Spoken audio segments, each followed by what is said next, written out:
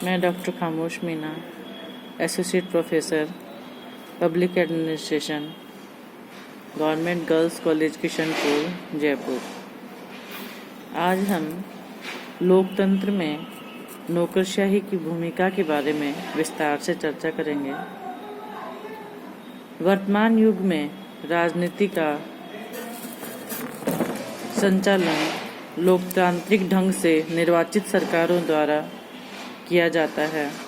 विश्व के अधिकांश देशों में इन लोकतांत्रिक सरकारों ने मनुष्य के अधिकतम हित साधन के लिए लोक कल्याणकारी राज्य का संकल्प आदर्श के रूप में स्वीकार किया है।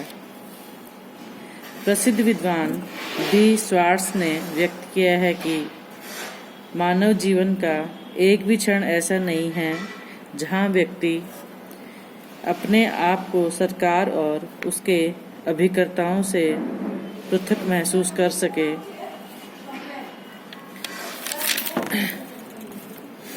किसी भी देश के विकास की योजनाओं के लिए मानव शक्ति, धन और सामग्री की आवश्यकता अनुभव की जाती है। इन तीनों में मनुष्य या मानव शक्ति अन्य दो तत्वों की तुलना में किसी भी संगठन की गुणात्मकता को प्रभावित करने में सर्वाधिक सक्षम होती है।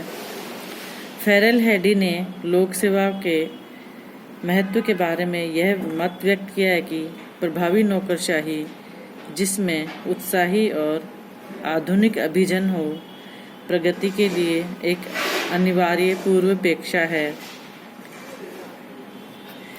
इस चैप्टर में हम यह चर्चा करेंगे कि नौकरशाही और लोक सेवा का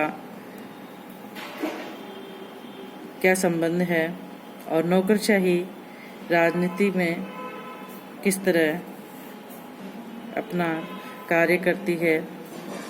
लोक सेवा शब्द प्रचलित अर्थ राज्य की प्रशासकीय सेवा की असंख्य शाखाएं हैं। ब्रिटेन में इस शब्द की परिभाषा यह की गई है कि राजनीतिक या न्यायिक पदाधिकारियों के अतिरिक्त ताज के क्राउन के वे सेवक जो असैनिक रूप से सेवायोजित हों, जिनका पारिश्रमिक पूर्णतः तथा प्रत्यक्षतः उस धनराशि में से दिया जाता है जो संसद द्वारा इस हेतु स्वीकृत की गई हो। नौकरशाही शब्द का प्रयोग कुछ भिन्न अर्थ को सूचित करता हुआ प्रतीत होता है। वस्तुतः लोक सेवा की कार्य प्रणाली में जब कुछ बुराइयां जैसे कार्यकुशलता, अमानवीय दृष्टिकोण, लाल फीताशाही, देरी, जटिलता, धीमापन, लक्ष्य और साध्य की अपेक्षा साधन या प्रक्रिया के पालन पर अधिक बल दिया जाने लगे, तब उसे नौकरशाही की संज्ञा दी जाने लगती है। जिस प्रकार अर्थशास्त्र में मूल्य और कीमत में सामान्यतः कोई भेद नहीं दिखाई देता, किंतु दोनों में तनिक सा अंतर है, उस प्रकार लोकशाही में लोक सेवा और नौकरशाही में मूल उत्तरदायित्व संबंधी कोई अंतर नहीं होते भी दोनों शब्दों के उच्चारण मात्र से इंगित अंतर ध्वनित होने लगता है। नौकरशाही की परिभाषाएं हैं। अर्थ: ब्यूरोक्रेसी शब्द प्रयोग ब्यूरोक्रेसी का सर्वप्रथम फ्रांस के अर्थशास्त्री विंसेंट डी गार्डन ने किया था। मूल रूप से अंग्रेजी शब्द ब्यूरोक्रेसी फ्रांसीसी भाषा के शब्द ब्यूरो से बना है। सरल शब्दों में यह यदि व्यक्त किया जाए तो सरकारी सेवा में कार्य करने वाले अधिकारियों तथा कर्मचारियों का यह सामूहिक नाम है।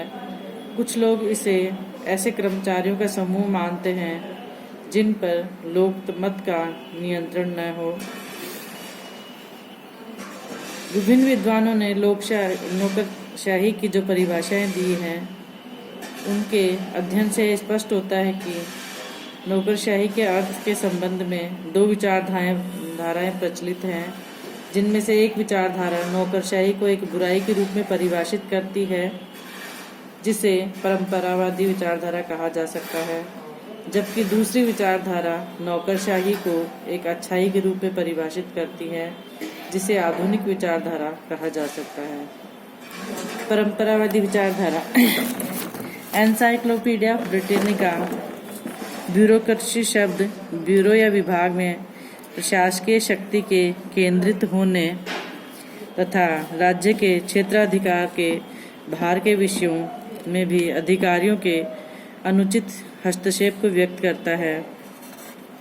प्रोफेसर लास्की के अनुसार नौकरशाही का आशय उस व्यवस्था से है जिसका पूर्ण रूपेण नियंत्रण उच्च अधिकारियों के हाथों में होता है, जो इतने स्वेच्छाचारी हो जाते हैं कि उन्हें नागरिकों की निंदा करते समय भी संकोच नहीं होता।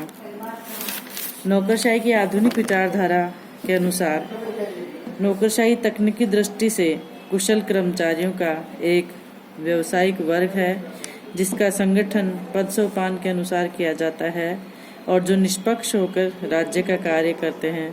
यह परिभाषा पॉल एल एच एप्पलबी ने दी है।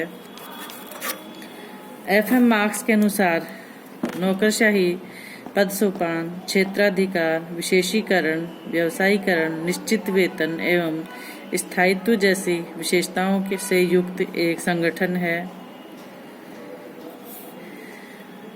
एफ.एम. मार्क्स ने नौकरशाही के संबंध में जो मत व्यक्त किया है वह पूर्णतः सटीक प्रतीत होता है। उन्होंने कहा है, करोड़ों लोगों ने नौकरशाही शब्द